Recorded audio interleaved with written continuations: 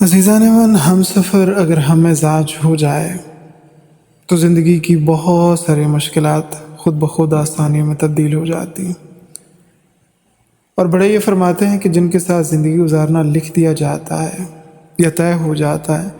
پھر صرف انہی کے ساتھ ہم مزاج ہونا سیکھ لینا چاہیے۔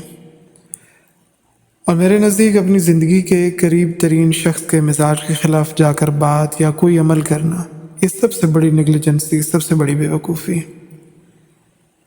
اگر ہمیں معلوم ہے کہ فلاں بات ہمارے ساتھ رہنے والے پر گراں گزر سکتی ہے، لیکن پھر بھی ہم اپنا گیان بانٹنے مصروف رہتے ہیں، تو معذرت، یہاں پھر ہم ہی غلط ہیں۔ اب آ جاتے ہیں اس بات پر،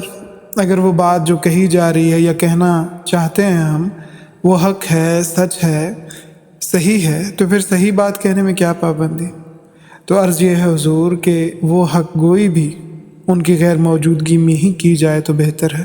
کیونکہ ابھی اتنی حکمت نہیں سیکھ پائے ہم کہ کون سی بات کب، کہاں اور کیسے کہنی ہے۔ زندگی کے کچھ رشتے صرف سکون حاصل کرنے کے لیے بنائے گئے ہیں، اور جب وہی رشتے بے سکونی کا باعث بننے لگیں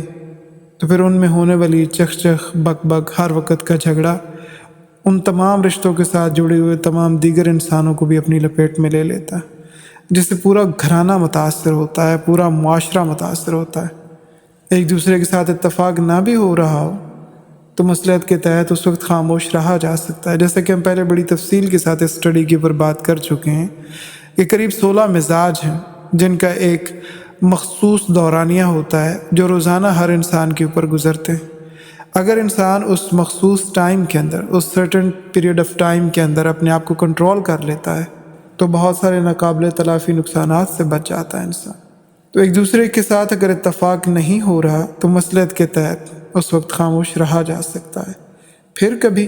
کہیں کچھ اچھا خوشگوار ماحول دیکھ کر اپنی رائے کو، اپنے خیال کو، اپنے موقف کو سہولت کے ساتھ سامنے رکھا جا سکتا ہے، بیان کیا جا سکتا ہے، اور وہ بھی من مانے کے لیے نہیں، محض بتانے کے لیے۔